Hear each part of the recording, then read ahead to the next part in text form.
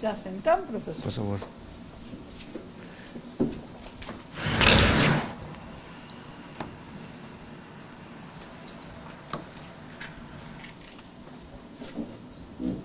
Pode. Bem, bom dia a todos, os presentes e os que estão à distância.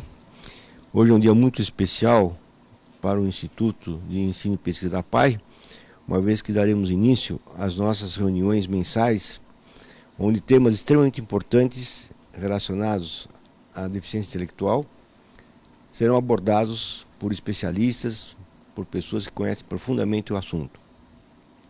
O tema de hoje diz respeito fundamentalmente à judicialização dessas pessoas que possuem, então, essa deficiência intelectual. E para participar desse tema, abordar esse tema, melhor dizendo, nós temos a presença do Dr. Fábio Bechara, que é procurador de Justiça do Estado de São Paulo, e a professora Marilene Ardori, que pertence à APAE de São Paulo, nossa colega de trabalho aqui dentro. Eu passo de imediato a palavra à professora Rita, que irá coordenar a reunião através de perguntas aos dois participantes. Muito obrigado já a todos.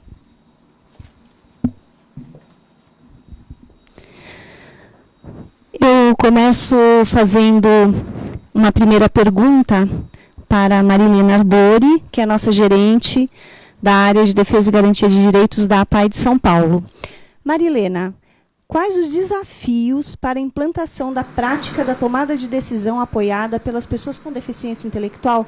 E, por favor, convoque o Dr. Fábio a debater com você. Tá bem, Bom obrigada. debate. Bom, a gente precisa acreditar, eu acho que passamos aí por várias etapas, né, desse processo da invisibilidade e da anuência, né, de que a pessoa com deficiência intelectual, ela tem o direito, né, dela tomar suas decisões, dela ter uma prática do seu exercício de cidadania. E o que a gente precisa, na realidade, né, é promover cada vez mais que essas pessoas possam exercer o seu papel na sociedade, que elas possam realmente serem ouvidas, que elas tenham credibilidade e que elas tenham todos os exercícios de cidadão como qualquer um de nós, né? É claro que em alguns momentos essas pessoas com deficiência podem apresentar algumas dificuldades, mas no trabalho que se desenvolve no dia a dia e que a sociedade hoje vem cada vez mais primando, né, para esta autonomia, esta autodeterminação deles, eu acho que a gente pode, inclusive, contribuir, sendo muitas vezes, em alguns momentos, da necessidade que se fizer, um apoio, né? Um apoio como em outros países, como na Espanha, como na Itália, como no próprio Estados Unidos, isso já acontece, né?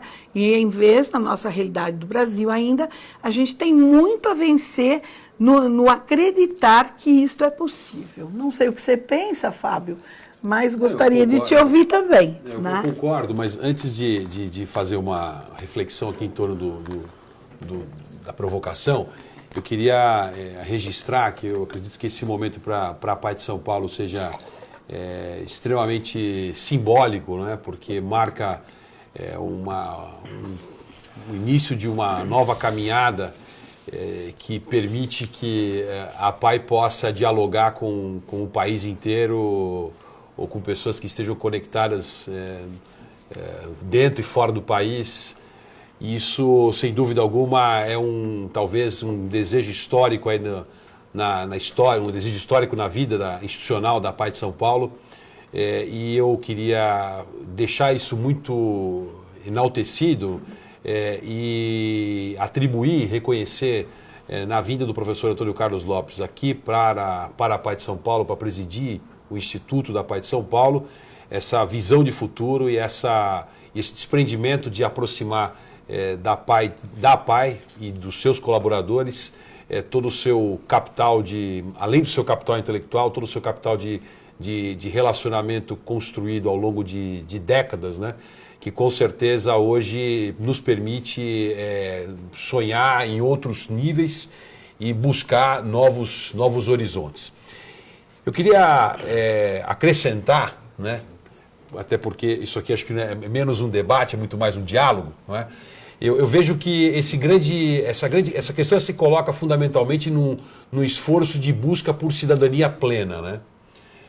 E buscar cidadania plena significa envolver a pessoa com deficiência intelectual dentro das suas especificidades, encontrando todos os recursos e instrumentais necessários para que essa busca pela cidadania plena seja efetivamente viável, sem que isso se traduza num discurso meramente retórico, ou que isso tenha uma conotação meramente simbólica, e mais do que isso, acho que uma visão bastante realista do quanto que esse é um esforço contínuo, ininterrupto, necessário, e vejo isso na medida em que o país adere, né, a uma pauta internacional específica, né, por força da ratificação da Convenção das Nações Unidas dos Direitos da Pessoa com Deficiência, ou seja, passados quase ou mais de 50 anos da Declaração Universal dos Direitos do Homem de 1948, não é? Sem dúvida alguma, isso para nós tem um peso mais do que meramente simbólico, mas acaba induzindo, ou pelo menos fomenta, né, dentro do país, um olhar cada vez mais criterioso e mais preocupado de buscar alternativas e oportunidades para a pessoa especial. E que não fique, né, só no papel, né, Fábio, mas que de fato e de direito isso aconteça, né? Que é o que a curva é ascendente. Que é a grande luta nossa, né? Nesse sentido, eu gostaria de lançar também uma outra questão, que é a trajetória histórica da APAI em relação a essa questão toda da deficiência e da inclusão da pessoa com deficiência. A gente sabe que, historicamente, as coisas não acontecem de um dia para o outro e que, de fato, foram décadas de trabalho para que se chegasse a essa ideia do que é a educação inclusiva e etc. Eu gostaria que vocês comentassem a respeito de qual deve ser essa trajetória trilhada para garantir a participação das pessoas com deficiência intelectual na vida pública e também na vida política. Olha, eu vejo que, olhando para todo o movimento, eu acredito que a gente consegue enxergar 3 grandes ciclos dentro dessa história, né? Um primeiro movimento de absoluta, quase que intuitivo, né, de proteção numa sociedade que era absolutamente preconceituosa ou excessivamente preconceituosa, e que acabava fazendo com que os pais ou familiares se sentissem, de certa forma, envergonhados, né, daquela situação e se vissem na necessidade de evitar a exposição exagerada.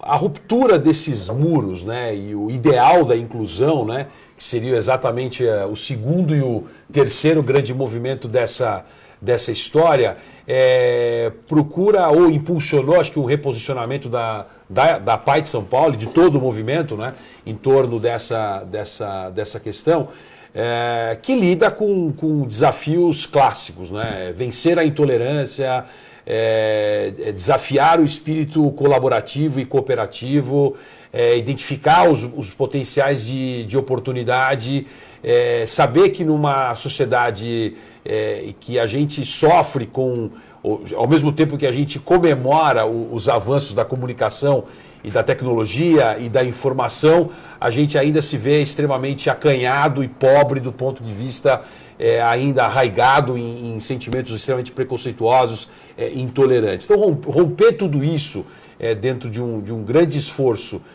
para que esse movimento que consiga criar efetivamente um grande ciclo virtuoso, né, e de ruptura de mitos, né, literalmente de ruptura de mitos.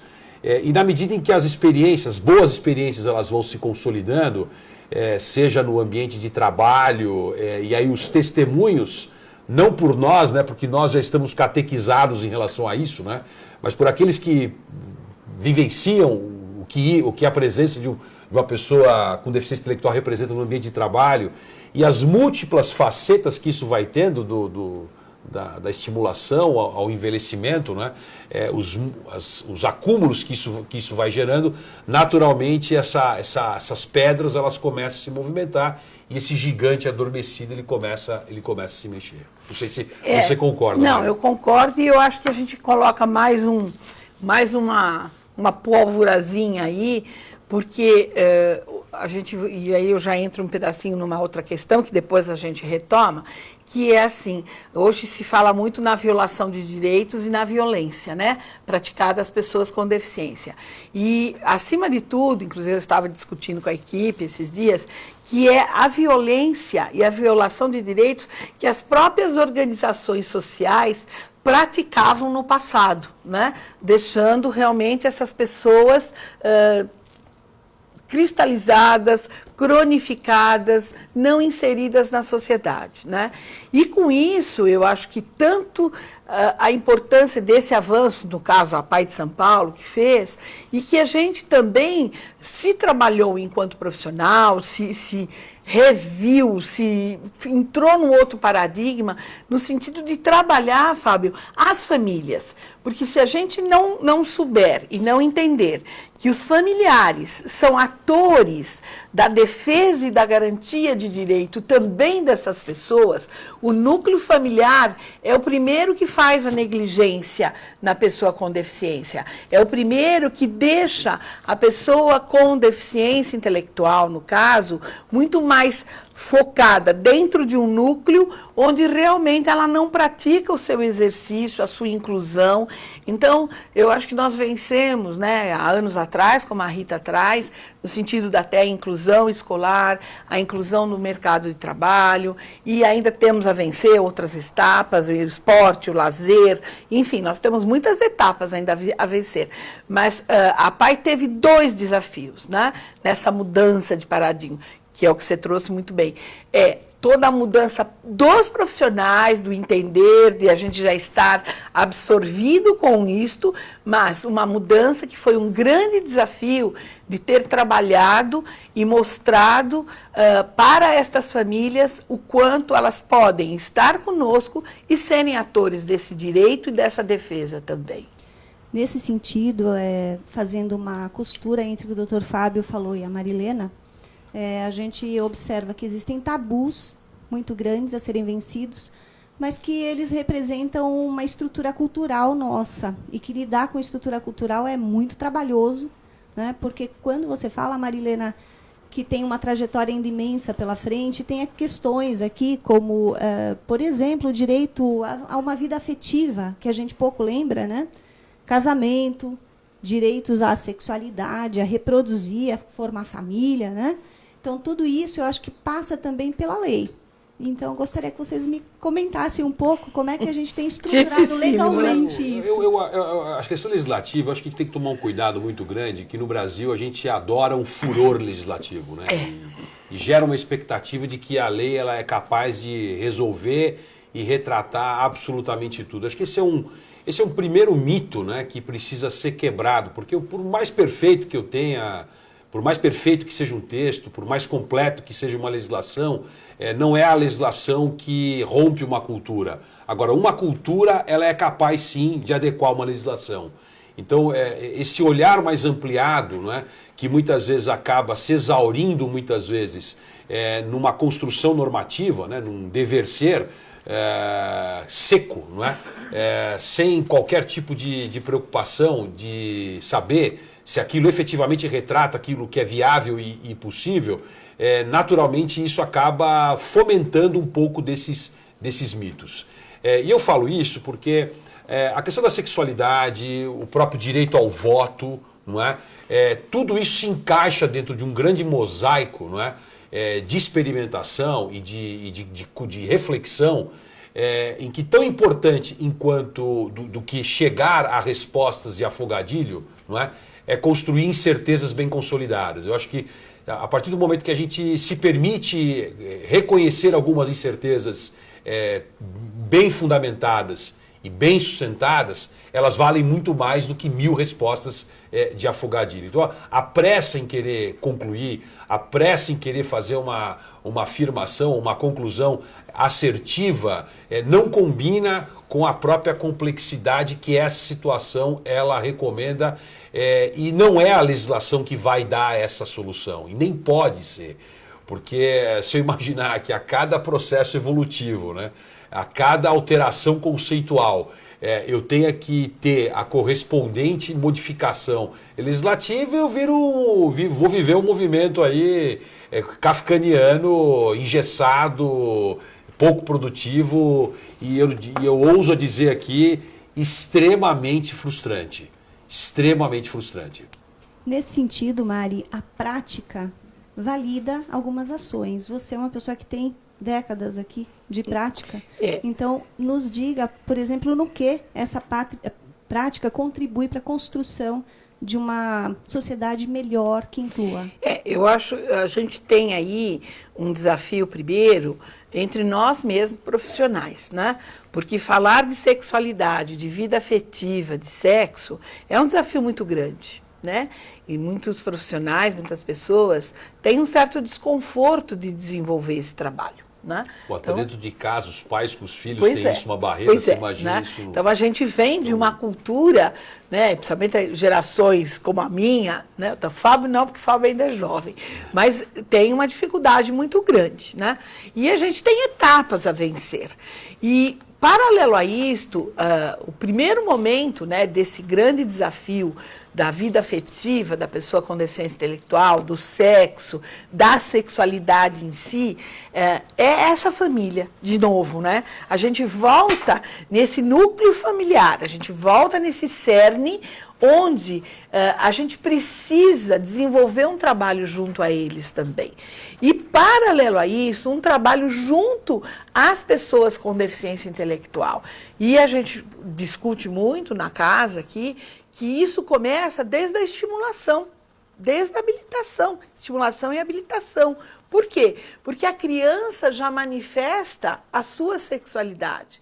E muitos profissionais, às vezes, se assustam. Os familiares ficam bastante absorvidos numa situação de incômodo, de como lidar com determinadas situações que ocorrem até com uma criança.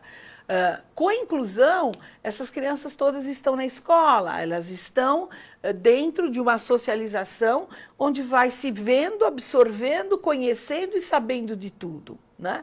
Muitas vezes com mais ingenuidade, muitas vezes não.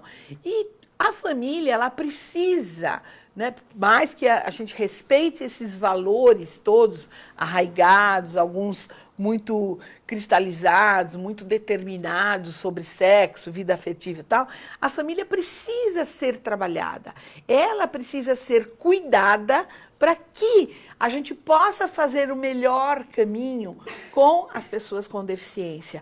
Não adianta anular, não adianta dizer não. Então, no passado, a gente tinha aí todo um mito de que a pessoa com deficiência intelectual, síndrome de Down, de Noonan e tal, é assexuado. Na realidade, não tem nada disso, né, professor? A medicina está aí, mas eles não têm sentimentos. Não, eles têm sentimentos.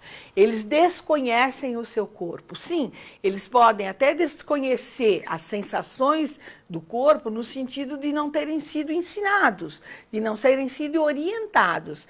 E isto, no dia a dia, nas organizações sociais, nas escolas, se faz sim, mas o núcleo central é essa família, é essa dinâmica.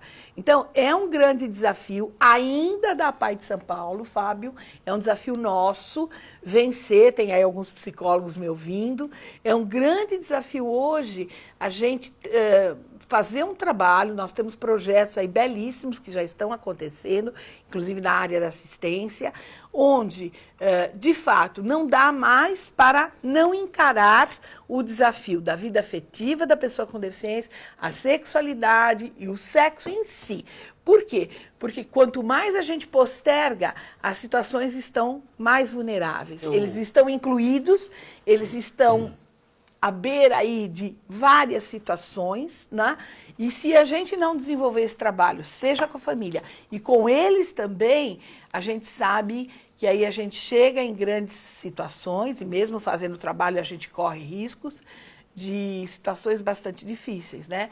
Que é a violência sexual, é o tráfico de mulheres, é o abuso das meninas, jovens com deficiência, que tem muitas vezes ingenuidade, a falta de crítica e não ter a percepção do que está se envolvendo, como está se envolvendo. Então, é um grande desafio. Só queria acrescentar uma coisa que eu acho o seguinte, a vida em sociedade nos impõe padrões, né? E muitas vezes a gente tende a querer, de maneira simplista, né, a exaurir os padrões em modelos muito unificados, né? Isso certamente não retrata o que é a vida efetivamente em sociedade. Então, essa ruptura de padrões, ela não significa reconhecer a diferença. O esforço no que eu devo entender por um padrão é menos por enaltecer ou ressaltar a diferença e mais por buscar aquilo que eu tenho de semelhante e equivalente. Sabendo que a forma de respeitar e a forma de fazer, ela vai ser influenciada por uma infinidade de outros fatores, que vão desde a convivência familiar, dos valores de uma casa, até os aspectos sociais, históricos, políticos, sociais, enfim, essa multifacetariedade de elementos que compõem essa equação, que nos impõe, enquanto instituição, essa clareza, não é? De ao fomentar essas rupturas ou estimular essas discussões, que nós também não nos pautemos por preconceitos, né? Ou por padrões que sofrem modificações dentro de um processo dinâmico que é qualquer coisa que eu queira pensar em termos de vida em sociedade. O nosso papel fica muito claro, né, e a gente discute muito isso aqui na organização, o nosso papel apenas é um papel de orientador, né, de interlocutor e articulador na relação da família com essa pessoa com deficiência, respeitando esses valores, respeitando todas essas etapas a ser vencidas ou já vencidas, porque nós não podemos, de maneira nenhuma, inserir, intuir situações que não condizem com a realidade que eles estão. Isso é uma coisa. Agora, o que a gente precisa ter claro, e que ainda é muito difícil na nossa sociedade, é o direito de. Que eles têm o direito de sentir sentimentos, de ter vontades, de gostar de alguém, de querer casar, é um direito, né? Até o que pode ser realizado ou não é uma outra discussão. A gente tem também, né, Fábio, uma discussão muito grande ainda com a justiça, com a parte da interdição, né, que hoje a gente vem aí numa discussão da capacidade legal, que é o não direito ao casamento, né, naquelas pessoas que são interditadas, né? O não direito ao casamento no sentido assim, os cartórios nos tocam o telefone dia após dia, quando chega um casal de síndrome de Down, que tem o fenótipo, né, tem as características, e que vão lá para entregar os papéis porque querem se casar. E os cartórios tocam para a PAI de São Paulo perguntando o que é que eu faço. Deixo casar ou não deixo casar? Nós chegamos a fazer até audiência pública, né? A Câmara nos possibilitou, um parlamentar nos possibilitou trazer para uma discussão maior, envolvemos todos os cartorários, enfim, mas ainda é uma etapa a vencer. Agora, o direito de... a gente não pode questionar, né? Pensando na Constituição, a gente tem aí que todos têm o direito de gostar de alguém, de ter um relacionamento afetivo, sexual, enfim. Mas tudo isso precisa ainda ser muito discutido e muito fomentado. Nesse sentido, Mari, como a lei, de fato, não muda comportamento, né? Como dito pelo Dr. Fábio, o que a gente pode fazer antes? Porque vivemos num país que pouco se fala em prevenção. E a APAI de São Paulo tem sempre tentado fazer um trabalho preventivo. Aí eu levanto dois aspectos, né?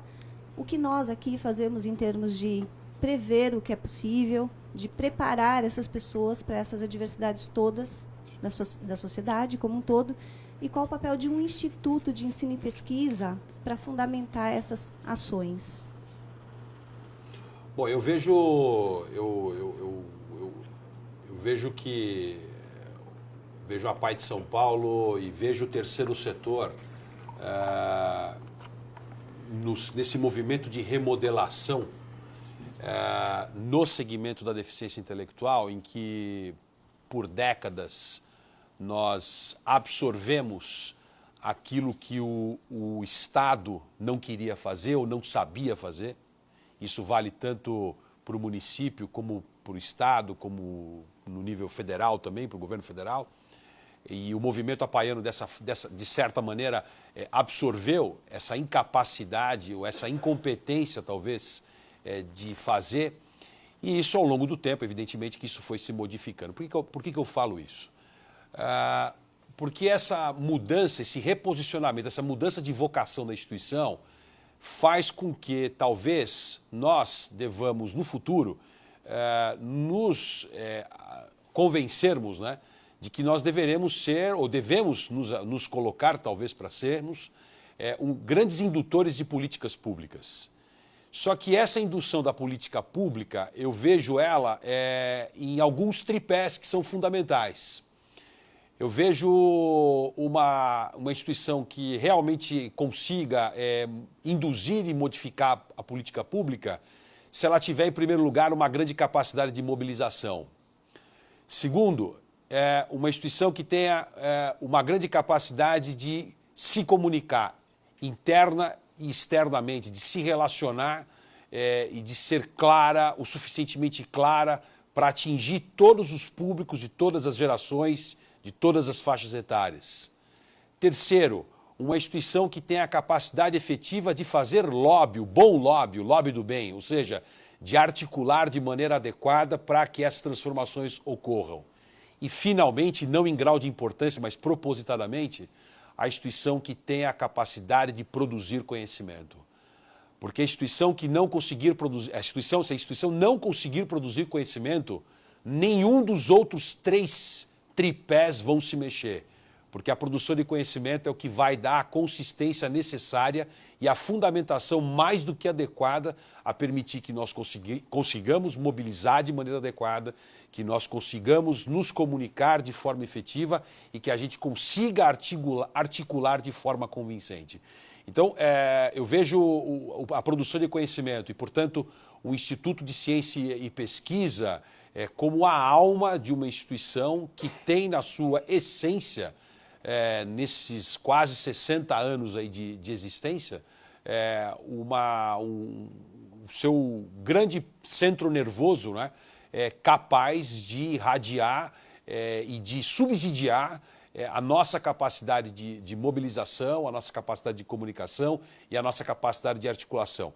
E eu posso pensar isso em qualquer área do saber. Se eu quiser pensar isso no campo da sociologia, eu vou conseguir enxergar esse tripé sustentado pelo conhecimento. Se eu quiser pensar isso na medicina, se eu quiser pensar isso na educação, se eu quiser pensar isso na área jurídica, enfim, se eu quiser pensar em qualquer área do conhecimento que de alguma maneira dialogue com a realidade do deficiente, eu não tenho a menor dúvida que a produção do conhecimento, ela dá a consistência e a fundamentação necessária. Então, um instituto de pesquisa, de ensino e pesquisa forte, potencializa muito a capacidade da instituição de liderar grandes transformações e acredito que esse seja o grande objetivo da APAI de São Paulo.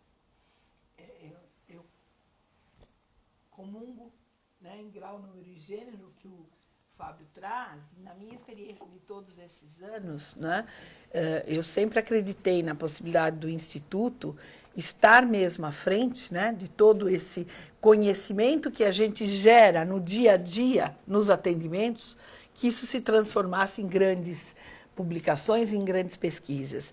Uma coisa até que a gente, né, tem aí um caminho árduo a trilhar, por exemplo, o envelhecimento. Né?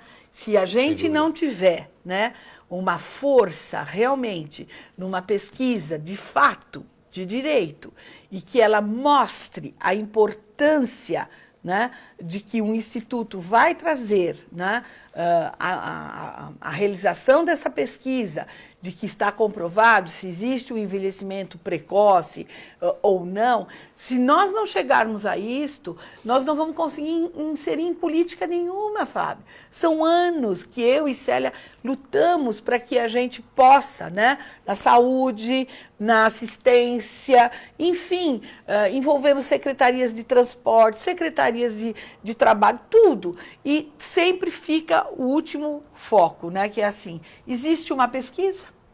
Existe uma comprovação de que a gente tem a certeza de que este envelhecimento é assim, assim, assim? Não. Então, e agora no último congresso de Minas, né, conversando com o professor Verdugo, de Salamanca, na Espanha, ficou muito claro, né? Os países estão cada vez mais desenvolvendo pesquisas, pegando o exemplo que eu acabei de dar do envelhecimento, mas teria outras, né?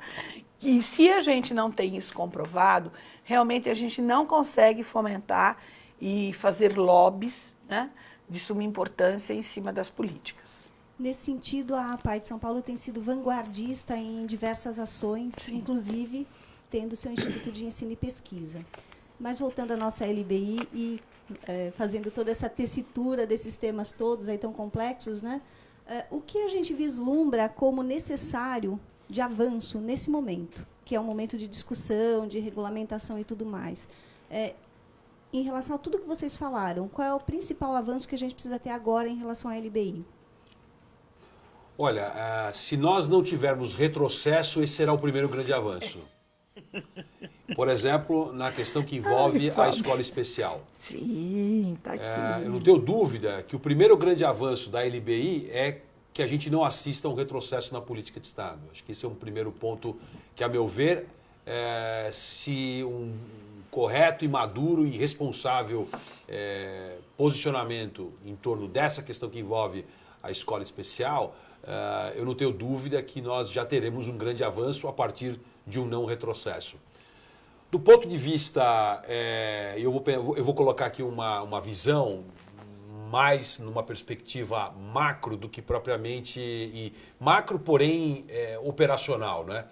Porque a Lei Brasileira de Inclusão, embora ela, de fato, ela procure permear e capilarizar o tema nos seus mais variados eixos, né? Sem dúvida alguma, ela centra os seus esforços na figura do Estado, não é? E o que a gente tem assistido, fundamentalmente, é que o próprio tratamento, né, o abraçar da causa da deficiência pelos programas de governo, né, eles são extremamente tímidos, para não dizer eminentemente retóricos, né, em cima de falas que se repetem por anos e que representam ou que se encorajam muito pouco, né, em relação a levar a grandes transformações. Você pode pensar isso no capítulo que for e basta pegar como exemplo o quanto que uma Secretaria de Estado, por exemplo, tem de orçamento, não é, frente às outras, para você mostrar qual é o peso que cada um tem dentro dessa equação. Secretaria ou ministério forte é ministério e secretaria que tem recurso. Se não tem recurso, não faz absolutamente nada. Então, enquanto essa rubrica da deficiência ela não fizer parte, não é, de maneira transversal de todas as pastas, não é de uma única pasta, é de todas as pastas. Porque do mesmo jeito que na saúde eu me preocupo com o problema da desnutrição, eu tenho que ter a rubrica da deficiência também em grau de tão importância quanto. Do mesmo jeito que na educação eu estou preocupado com universalização do acesso ou estou preocupado com o Enem, eu também tenho que ter a rubrica própria da deficiência. E isso se aplica ao Ministério ou às Secretarias de Desenvolvimento e Assistência Social, enfim, secretarias e ministérios de Justiça e de secretarias de Direitos Humanos, enfim, que haja ou que incorporem como política de Estado, né, e não como política de governo, que é o que a gente invariavelmente acaba assistindo, né, para que isso seja algo absolutamente se torne um hábito, não é? O que a gente quer evitar é exatamente o risco do modismo, do discurso de ocasião, porque toda vez que a gente acaba vivenciando ou fomentando, de certa forma, o modismo ou o discurso de ocasião, a gente acaba criando palanques momentâneos. e toda fala num palanque momentâneo, ela tende a ter um impacto e a angariar alguns simpatizantes, como é o que está acontecendo hoje em nível nacional, com múltiplas falas em torno do retorno da escola especial. Ou seja, isso cria um palanque perigoso, num discurso tentador, falacioso e muito pouco consistente, e que procura adequar essa realidade dentro de um olhar muito casuístico e muito pouco comprometido com a causa propriamente dita. Eu fico muito à vontade para falar isso tranquilamente e de maneira muito transparente, porque eu participei aqui na APAE de São Paulo em 2008, quando nós fizemos a opção por fechar a escola especial e não termos mais escola especial, e o quanto que a gente foi apedrejado aí, literalmente, né, nos movimentos, enfim, mas sabendo que aquilo representaria um avanço extremamente importante, sem prejuízo das necessárias adequações, sempre bem-vindas dentro de qualquer decisão de alto impacto e que estrategicamente tende a ter repercussões importantes. Então eu vejo que, do ponto de vista da implantação da Lei Brasileira de Inclusão, resumidamente, acho que dois grandes aspectos. Primeiro, se eu não assistir a retrocessos, o não retrocesso já vai ser um grande avanço. E segundo, fazer com que a rubrica da deficiência, ela cada vez mais ela seja incluída, não só nas pastas, né, que tratam de assuntos fim, né, como educação, saúde e assistência, mas principalmente nas pastas que tratam da infraestrutura e que dá o suporte para isso. Aí eu estou falando de fazenda, de planejamento, orçamento, enfim, para que esse tenha o mesmo tratamento que as outras pastas igualmente possuem. O Fábio trouxe de uma forma geral, ele trouxe tudo, e a gente vem, né? Claro que a LBI vem somar com um momento de grande repercussão, mas a gente, dentro do que a gente sempre acreditou aqui na APAE, né, e pegando o histórico da educação inclusiva, antes de sair uma LBI, a gente já acreditava nisso, né? Não estou desfazendo, nem desmerecendo de jeito nenhum a LBI, não é isso. Mas nós já tínhamos esse olhar, né? Assim como a gente também tem um olhar focado nas barreiras atitudinais, né? O que a gente percebe que, independente da LBI, que hoje ela está posta e que vai nos ajudar, enfim, mas assim, o que a pessoa com deficiência intelectual mais encontra são todas as barreiras atitudinais, né? Começando até pelo símbolo. Não se tem um símbolo identificado de que a pessoa tem a deficiência intelectual. Talvez nem precise mesmo, mas a identificação é sempre pelo símbolo da deficiência física, né? Que é pela cadeira, pela muleta, pelo amparo, enfim. Então, a gente tem aí uma luta que, quando, né, se discute nos grandes órgãos, nas grandes pastas, como diz você, Fábio, numa ABNT, enfim, tudo aí, se discute acessibilidade de rampa, acessibilidade do buraco, e não se pensa, né, se fala em barreiras atitudinais e barreiras urbanísticas, mas urbanísticas, e não se fala em barreiras atitudinais. E o que a gente mais se defronta no dia a dia com a pessoa com deficiência são essas barreiras, né? É o desrespeito, é o preconceito. E aí, pegando o gancho da escola, do trabalho, porque hoje o trabalho ele vai, sim, né? A pessoa tem o direito ao trabalho, tem, mas tem aí uma lei de cotas que nos protege, né? Que protege a... Se essa lei de cotas não existisse, como é que seria? Será que eles estariam? Hoje nós temos colocado mais de 1.300, 400 jovens inseridos no mercado de trabalho e com um sucesso fantástico, né? Quer dizer, se essa lei de cotas não existisse, como seria? Né? Então, claro, a LBI ela vem trazer, sim, um grande reforço para que as coisas continuem acontecendo. Mas a gente precisa pensar que o esforço não é só do que está no papel. O esforço são de todos nós que podemos acreditar e devemos que é possível fazer essa transformação. Né? Eu vejo um grande panorama em que esse é o primeiro de muitos debates que teremos. Aqui a gente precisa falar do envelhecimento especificamente, da inserção no mercado de trabalho, da acessibilidade.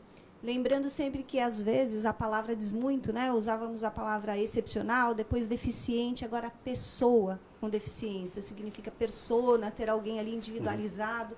Se pensa aquele ser humano como um todo, né? E esse acho que talvez seja o nosso maior desafio, é enxergar essa pessoa como um todo, no universo complexo. Aqui, uma das questões que a gente colocou para levantar é como essas pessoas lidam também com tecnologia, porque estamos inseridos num momento altamente tecnológico, não fazemos nada sem isso. Como essas pessoas lidam com essa questão? Também quero ouvir vocês a respeito disso e, em seguida, a gente vai encerrando. Bom, eu conheci um profissional que hoje já não está mais entre nós, a Carmen Bueno, que me permito falar. Ela era a superintendente da Sorri Brasil. E os primeiros tempos, quando a gente começou a discutir aqui na PAI, né, sobre toda essa parte de informática, né, toda essa parte de recursos, a gente dizia assim, bom, como é que nós vamos conseguir envolver a pessoa com deficiência intelectual? Né? As outras deficiências a gente pode fazer adaptações. E com a deficiência intelectual? E ela sempre trouxe, né, uma frase e que a gente podia, num primeiro momento, achar estranha, que era a usabilidade. Né?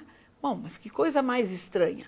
O professor Stanislau Krinsky, que também já não está mais entre nós, né, que foi um psiquiatra infantil de grande renome, um dos fundadores aqui da parte médica da PAI de São Paulo, e ele dizia isso há 20 anos atrás. Todas as pessoas com deficiência intelectual farão uso da computação, farão uso do aparelho, do computador. E nós não acreditávamos. Então, hoje, a gente tem aí, né, todos esses equipamentos, tudo isso está posto. O que a gente ainda precisa, né, é propiciar num país que tem muito ainda a se desenvolver, é que esses equipamentos todos, essa infraestrutura toda, chegue até a ponta das pessoas com deficiência. Então, quando a gente pega, e aí não só na deficiência intelectual, a pessoa com déficit visual, né, as escolas sempre tiveram os livros de Braille. Depois foi prometido, né, que todos teriam o acesso à informática e se tirou todos os livros de Braille de todas as escolas. As pessoas com deficiência visual ficaram sem nada. Né? E aí é o mesmo reporte para a pessoa com deficiência intelectual. O quanto a gente precisa propiciar, né, o quanto dentro da LBI tem tópicos que são de suma importância, desde a importação, desde o recurso, de como isso chega na ponta do usuário, Fábio. E isso a gente sente que é uma dificuldade imensa, né? Porque as próprias escolas inclusivas, as próprias organizações, muitas delas, nós não, ainda bem, somos até privilegiados, os nossos jovens todos têm acesso, né? A gente tem um centro, um telecentro aqui na PAI de São Paulo, mas a gente tem aí um grande desafio de que todos esses equipamentos possam chegar na ponta que eu digo, na ponta desses jovens, na mão desses jovens, que eles possam ser ensinados, capacitados e que eles pratiquem isto para que o dia de amanhã eles possam estar até no mercado de trabalho podendo usufruir disso. Pô, eu queria colocar, fazer uma abordagem saindo um pouquinho do padrão, pelo seguinte, uma vez eu ouvi de um professor titular da Escola Politécnica, né, num seminário que a gente discutia novas tecnologias, e quando ele foi definir tecnologia, ele disse o seguinte, olha, tecnologia nada mais é do que um processo, é um fazer de forma diferente. E quando a gente recebe essa provocação do avanço tecnológico, acho que é ter essa percepção inicial de que tecnologia, eu estou falando de tudo, de qualquer coisa, de qualquer forma de fazer diferente. Seja no campo da informática, sejam as tecnologias sociais, hoje muito falada e muito comentada e muito estudada, né? Com novas formas, novos processos que procuram otimizar a tua capacidade para você poder fazer melhor.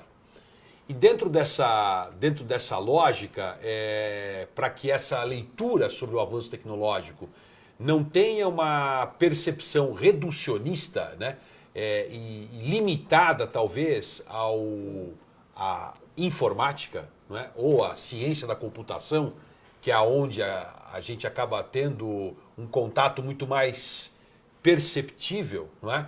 Mas que em qualquer uma das áreas do saber a gente pode conviver com o uso da tecnologia como um recurso importante a permitir que nós nos reinventemos o tempo inteiro e nós nos transformemos o tempo inteiro em relação àquilo que já fazemos hoje. Ou seja, acho que o grande mérito que o avanço tecnológico provoca, né, é um aumento sensível da nossa capacidade crítica em relação à forma como as coisas elas são realizadas.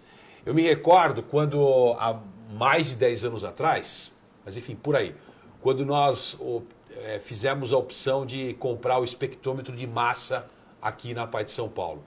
Era só Curitiba e nós aqui em São Paulo resolvemos fazer um investimento, porque nós sempre quisemos, a gente sempre quis estar na ponta, na vanguarda, enfim, e sempre junto com a equipe técnica tentando encontrar a melhor forma. Ou seja, tecnologia é um tema que tem que fazer parte do nosso guideline interno aqui o tempo inteiro, né? Porque mais do que buscar, talvez, a revolução em alguma prática específica de alguma coisa, o simples fato da tecnologia representar um olhar criterioso e preocupado de rever o tempo inteiro, criticamente, se aquilo que eu estou fazendo efetivamente está produzindo aquilo que eu pretendo, eu acredito que isso naturalmente tende a reverberar no dia a dia, naquilo que é a nossa entrega final.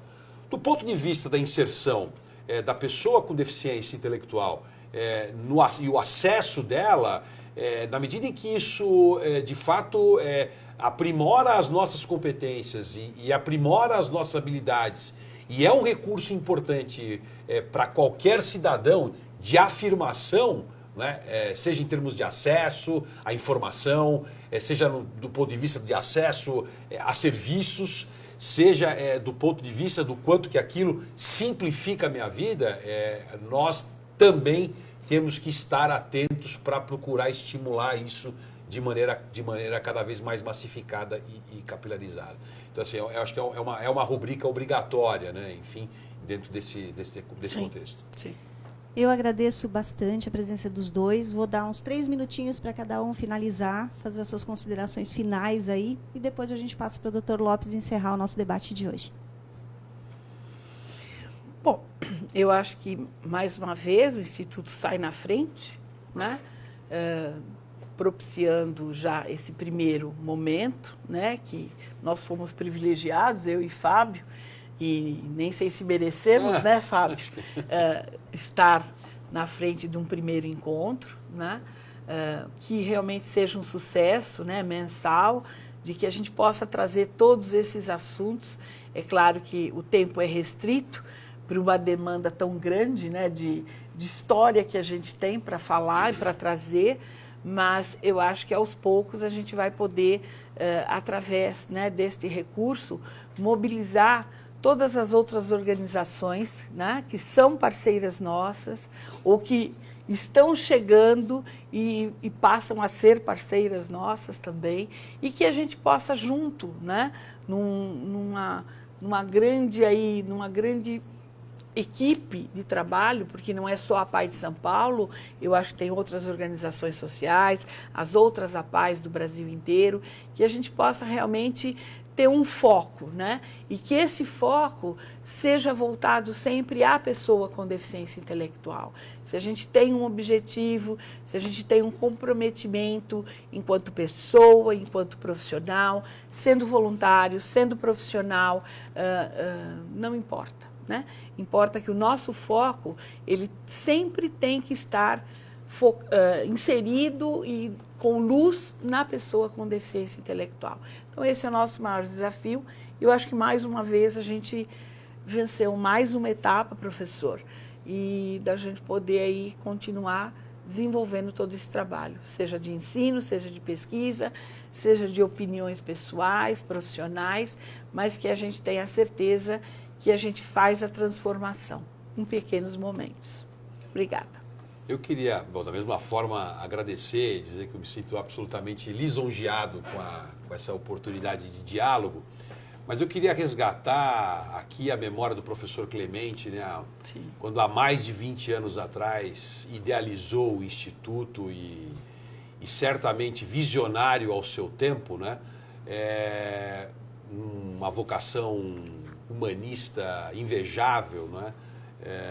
Um desprendimento intelectual igualmente incomparável, e eu podendo presenciar e participar agora, né, desse momento, com esse novo movimento de literalmente capilarizar, quebrar qualquer tipo de olhar monopolista que possa existir em relação ao que acontece dentro das APAES, e que o professor Antônio Carlos Lopes, que vem aí nessa cadeia de visionários que começa lá atrás com o professor Clemente, há mais de 20 anos atrás, quando idealizou o Instituto, em função de uma oportunidade, como um diálogo como esse, de se literalmente permitir a disseminação de uma história, a disseminação de uma percepção construída não do dia para a noite, mas muitas décadas, muitas pessoas, muitas famílias envolvidas, muitos colaboradores que passaram por aqui. E isso, sem dúvida alguma, é de um valor absolutamente inestimável. E eu não tenho dúvida que, na medida em que o Instituto hoje passa a ter essa oportunidade, ao Instituto, a APAE de São Paulo é criada, essa grande oportunidade, não é, de quebrar os seus muros por meio do seu conhecimento, por meio do estímulo à pesquisa, fazendo com que todos os colaboradores e pesquisadores aqui dentro vejam na pesquisa uma grande oportunidade de crescimento pessoal e profissional, mas principalmente de fortalecimento da instituição.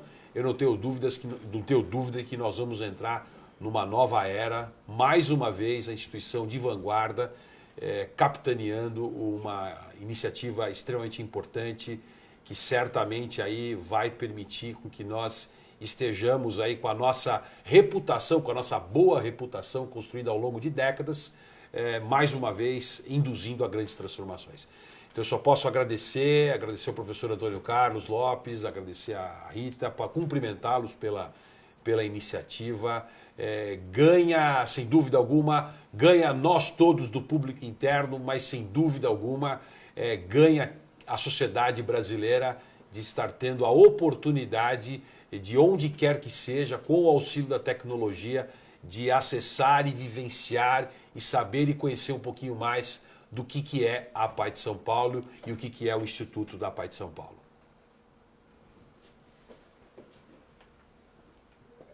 Agradeço, então, a presença, a participação do Dr. Fábio, da nossa colega Marinelli, e dizer que é uma satisfação muito grande ter levado nessa manhã aos rincões do Brasil, de São Paulo, esse tema tão importante e tão humanístico.